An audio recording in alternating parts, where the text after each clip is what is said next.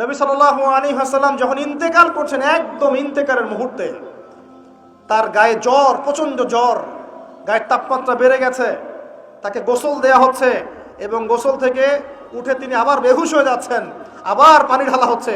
এরকম একটা মুমূর্ষু অবস্থায় নবী সাল্লাল্লাহু আলাইহি ওয়াসাল্লাম বলছেন, তোমরা নামাজকে ছেড়ো না। তিনি বলছেন, মেয়েদের ব্যাপারে এবং তোমাদের অধীনস্থদের ব্যাপারে সতর্ক থেকো। আরও বলছেন, আরব উপদেশ থেকে, আরব উপমহাদেশ থেকে, আরবের জাজিরা থেকে ইহুদিদেরকে বের করে দিও। কখন বলছেন এই কথা? একদম শেষ সময়। আরও বলছেন, তোমরা আমার কবরকে উপাসনার জায়গা বানিও না, আমার কবরকে সেজদার জায়গা বানিও না। এগুলো তিনি শেষ কথা বলে গেছেন। আর তারা ওদের হাত ধরে, ব্রিটেনের হাত ধরে অটোম্যানদেরকে পরাজিত করে ওই জায়গা দখল করে এই যে বিগত 100 বছর থেকে এখন মুসলিমদের উপর শাসন করতেছে। এই ইতিহাস কয়জন জানে? ফিকিরি করে কয়জন? এখন গতকালকে নিউজ দেখলাম, তারা বলছে এখন প্যালেস্টাইনিদেরকে দেখলেই গুলি করে মেরে ফেলা হবে। কি বুঝতে পারলেন না? এখন এত হাই লেভেলে চলে গেছে ওদের এগ্রেশনটা যে দেখলেই গুলি মারে দিবে। দেখলেই গুলি মারতে হয় কখন? এটা কি যুদ্ধক্ষেত্র? এটা কি ব্যাটল হচ্ছে? দেখলেই গুলি মারতে হবে শত্রুকে? ও কি শত্রু? যে তার বাড়ি ফিরে যাচ্ছে, যে বলছে যে মসজিদে আকসা আমি নামাজ পড়তে চাই, ওখানে নামাজ পড়ার অধিকার নাই আমার? ওখানে নামাজ পড়ার অধিকার মুসলিমদের নাই?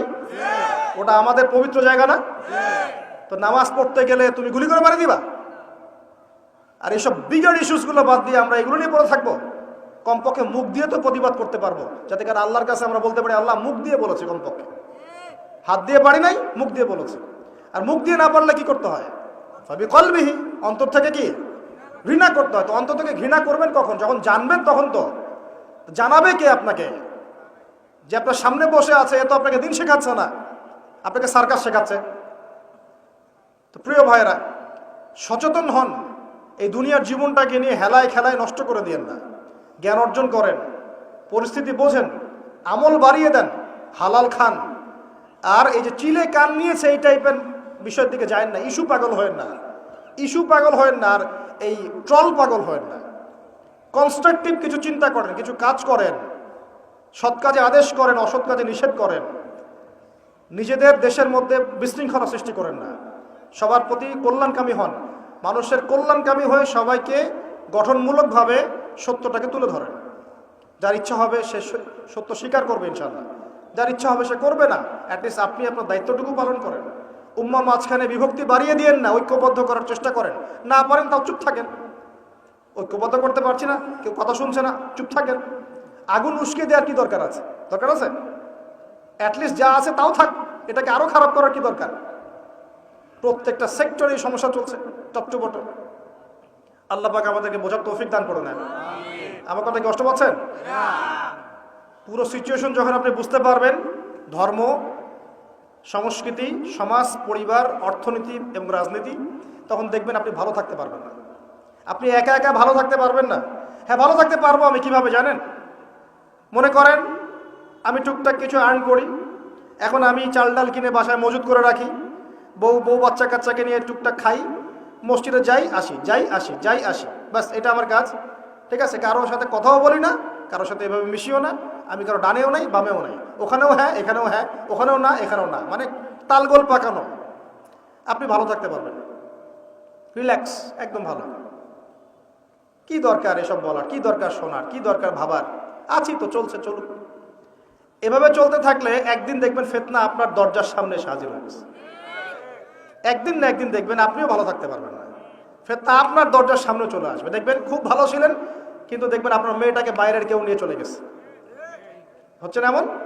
খুব পরেশগার মানুষ, কারো ডানে বামে নাই, কিন্তু পরিবার ইসলাম প্রতিষ্ঠা করতে পারে নাই, মেয়েটা বাইরে চলে গেছে পালায়। ছেলেটা দেখবেন মদের আসরে বসে আছে। ঠিক আছে? নিজের বাচ্চার ভবিষ্যৎ ঠিক নাই, অনেক সমস্যা।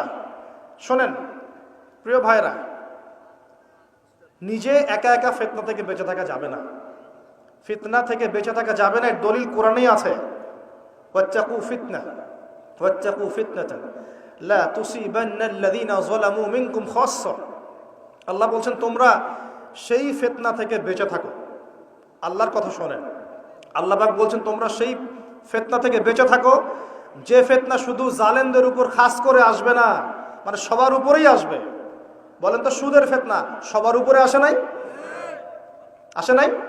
এই যে এক সময় ঘুষটা খুব অপরাধ মনে করা হতো, যে ঘুষ ছি ছি ছি, মানুষ দেখলে কি, জানলে কি বলবে। আস্তে আস্তে আস্তে আস্তে ইউজ টু হয়ে গেলাম, এখন স্বাভাবিক হয়ে যাচ্ছে দিন দিন। হ্যাঁ, দেওয়াই লাগে, নেওয়াই লাগে। এখন ফতোয়া জিজ্ঞাসা করতেছে যে আমার যোগ্যতা ছিল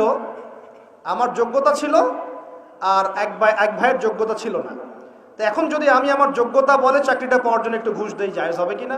তখন আবার ফতোয়া দিচ্ছে হ্যাঁ জায়েজ হতে পারে। এই জায়গায় চলে আসছি আমরা, এখন ইউজ টু হয়ে গেছে।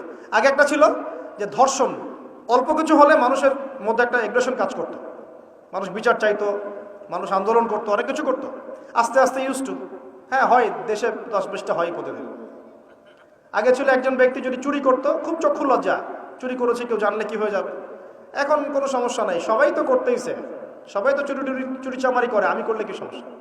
আগে ব্যবসা করতো মানুষ, মাপে কম দিলে একটু চক্ষু লজ্জা কাজ করতো, কেউ দেখে ফেললে, জেনে ফেললে কি হবে না হবে। এখন সবাই করে, আমিও করি, মানে যে সবাই করে আমিও করি, আস্তে আস্তে সব ইউজ টু করে ফেলা হয়েছে। প্রথম প্যালেস্টাইন ইস্যুগুলো নিয়ে মানুষ খুব উদ্বেগ ছিল, হ্যাঁ ওটা আমাদের জায়গা, এটা আমাদের ফেরাতে হবে, ফেরানোর চেষ্টা করতে হবে, ইত্যাদি ইত্যাদি। আস্তে আস্তে আচ্ছা ঠিক আছে, আস্তে আস্তে হ্যাঁ ঠিক আছে, ইউজ টু, ওদেরই তো, ওরা শক্তিশালী, আমরা দুর্বল, এরকম আস্তে আস্তে এই যে অবস্থা, এতে করে শুধু এক শ্রেণীর মানুষ ইফেক্টেড হবে না, পুরো উম্মার সবাই ইফেক্টেড হবে। আস্তে আস্তে এই সমস্যাগুলোর ফলাফল আপনার আমার বাসার দরজায় যদি না আসছে, নাম বদলে ফেলবো ইনশাআল্লাহ। সবার দরজায় এই ফিতনাগুলো আসবে।